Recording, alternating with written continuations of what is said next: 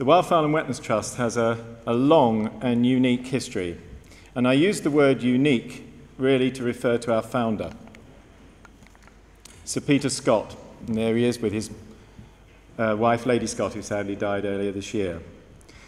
Sir Peter Scott was not only unique in his time, he was a visionary, he was influential and an outstanding talent, multi-talented. His achievements are too long to really deal with today. But what set him out in the 1940s from everyone else at that time was that he knew what we all know in this room today, that unless it to just leave conservation to a bunch of wonderful enthusiasts, and he was one of them, was never going to work in the long run. That we had to inspire people, we had to engage people, we had to be relevant to people's lives in order to take conservation forward. And that, of course, is the topic we're dealing with now here and has become very much centre ground across the environmental movement, not only in this country, but across the world.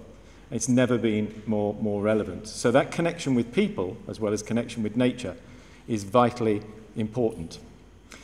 And of course, the thing that he did in 1946, when a lot of small organisations that were growing within the country, setting up nature reserves, putting keep-out signs on them, and I used to run a wildlife trust, and there were still 2 remnant keep-out signs up very high trees. That was the idea, keep people away from nature, don't let them near it. He set up this small establishment on the Severn in a now famous small village of Slimbridge, and he opened the doors and said, come on in. And he particularly wanted families.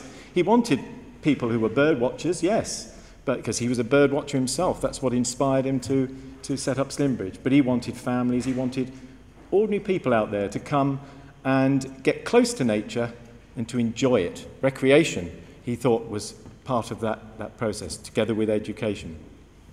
So a remarkable history, and we followed that ethos through our work. These 2 of our objectives are completely interconnected, and that's what I've just been talking about in many ways. From humble beginnings at Slimbridge, the organisation now runs 9 wetland centres across the country. There are 2 important facts. There are many other facts I could have included. One of them is that not only are they centres that attract roughly a million visitors a year, but they also have 2,500 hectares of extraordinary wetland nature reserves, home to hundreds of different species, and 7 of them internationally recognised. So it is about bringing visitors very close to the real world of wetland conservation. We also have an expanding international programme, which I'll touch on towards the end.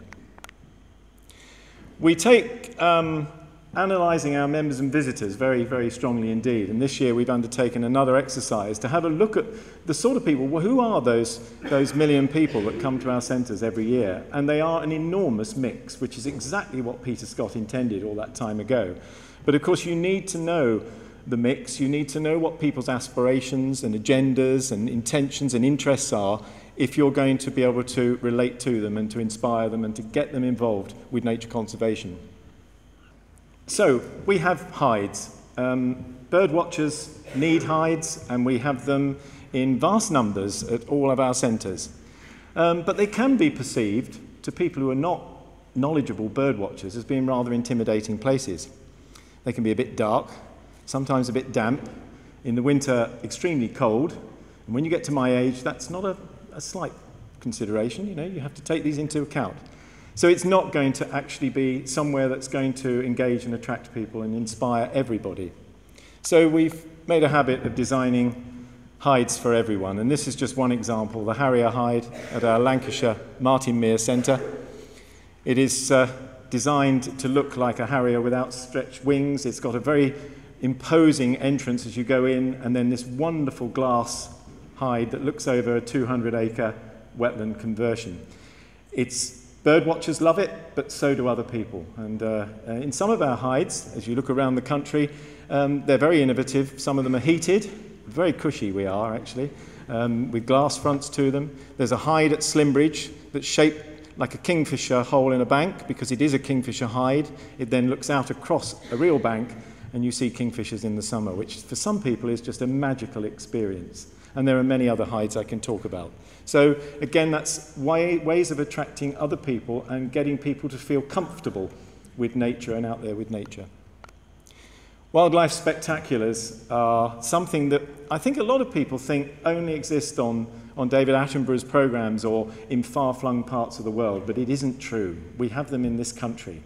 This is Welney in Norfolk on the Ouse Washes, 1,000 acres of the Ouse Washes we manage there. And at this time of year, in the winter, you get 6,000 hooper swans from Iceland and around about 2,000 Buick swans from Arctic Russia that come in. They feed on the fields around there, sugar beet and such like, and if you're there in the late afternoon, when the sun's going down, they start coming in off those fields in large numbers. And we actually feed them in front of a large heated observatory, and people get this incredible experience of seeing these birds at such close quarters, and a commentary about their life cycles and such like. So it's a piece of living art. And there are plenty more of those spectaculars around our centres and around other parts of the country, as we know. I'm going to touch on 3 of our centres just to give you ideas about how we've tried to adapt different techniques to engage different types of our visitors. This is the internationally acclaimed London Wetland Centre, right in the heart of the city, on the River Thames. It's inspired similar projects elsewhere in the world, most notable being the Hong Kong Wetland Park. It was Peter Scott's last vision. His last painting was of his vision of a centre in the capital, because his view was, it's one thing to attract people out to see nature, why not take nature to them? And the speaker who's following me, Chris Baines, inspired me many years ago when he actually talked about the ability to bring nature into gardens if you garden them properly, and we've done so and my friends do so ever since. But this is a bigger scale one that typical Peter Scott looked for the big one, and it is an extraordinary site, but it has problems inherent in it. It's only about 113 acres. It gets about 220,000 visitors a year. Some of them very, very keen birders. There's nearly 200 species of birds have been recorded there. If you want to see overwintering bittern, that's a place to go and see it. They've been there for about the last 7 years in the winter. So it's a strong attraction to London bird watchers, but it's also a strong attraction to families, to people who want to come to a very nice place. It's a bit of tranquility in the heart of London. So how do you deal with that number of people? Well, again, we've got ordinary bird watching hides there, but we have the odd hide that's a bit different. This one, 3 stories with a lift up the centre so people with wheelchairs, people with disabilities can access it. 360-degree view right over the site, including over a wonderful sand martin bank that has about 90 pairs of sand martins nesting every year. So again, that gives accessibility. The bird watchers still use it. They'll have their telescope set up in there, and our volunteers are often there encouraging people by pointing out what's there or what they've seen earlier in the day. Pond zone. Some of the more discerning ones will notice Welsh words there. These are photographs from several of our reserves. Pond dipping is still incredibly popular at our centres, and not just with children. I've seen very excited adults at the same time, and it's something that families can share in too. And the learning experience within families is known very well to be very, very powerful indeed. This is the traditional pond zone where you have raised ponds, you have people on hand actually with identification guides. Kids get quite competitive about what they've caught in relation to what their friend has caught. But it's all very excitable stuff, and it's very, very powerful. But at London Wetland Centre, 3 weeks ago now, I helped Thames Water open 3 new additions actually to our pond zone there.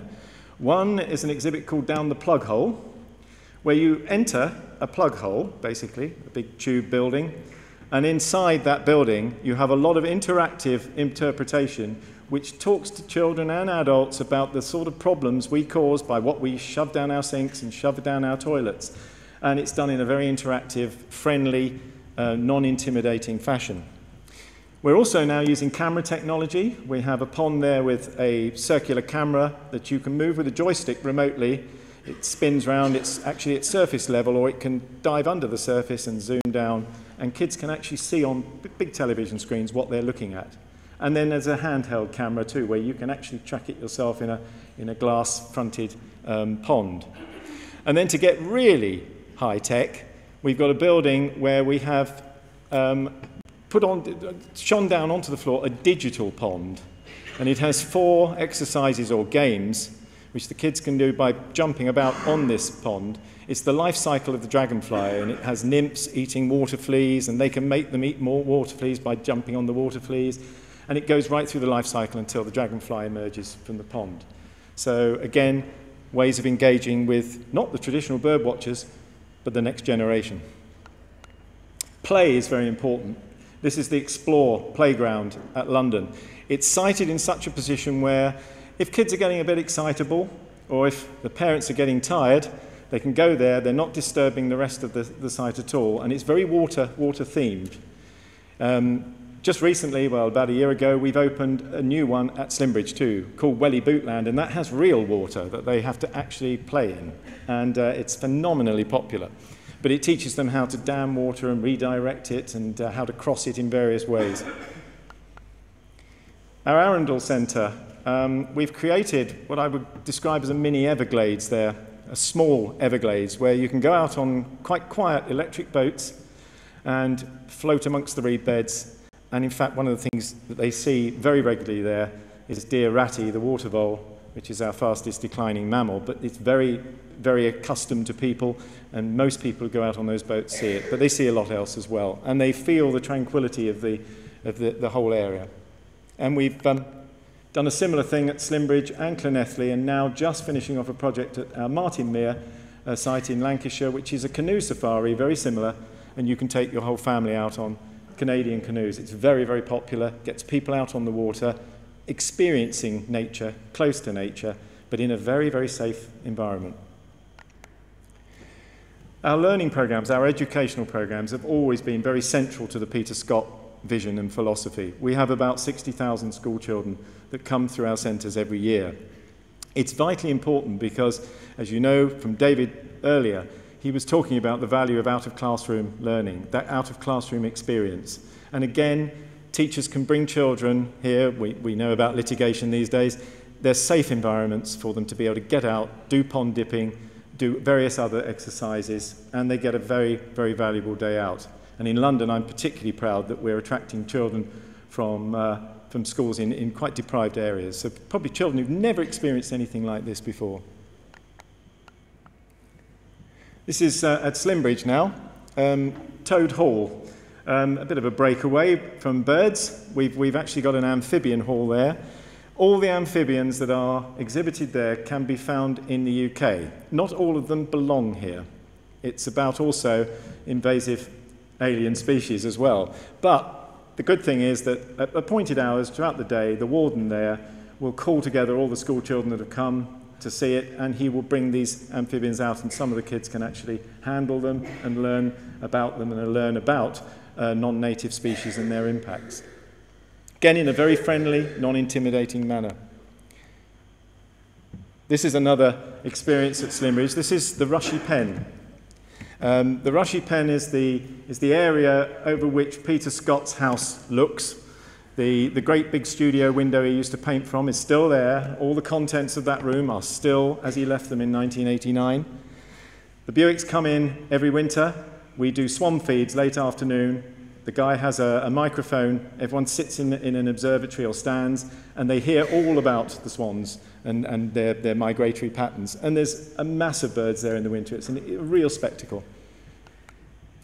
Now, reaching people outside our centres, this comes back to Buick swans again. Peter Scott noticed that each face pattern of a Buick swan is different and unique. So we know, because he started painting them, there's a book still sitting on the coffee table in that room of all those paintings going right back to the 60s. We know some of these birds have been visiting us for well over 20 years. And this is a very fascinating sort of study that's gone on all those years that does appeal. We promote it very strongly, and it appeals to people. People adopt a swan program.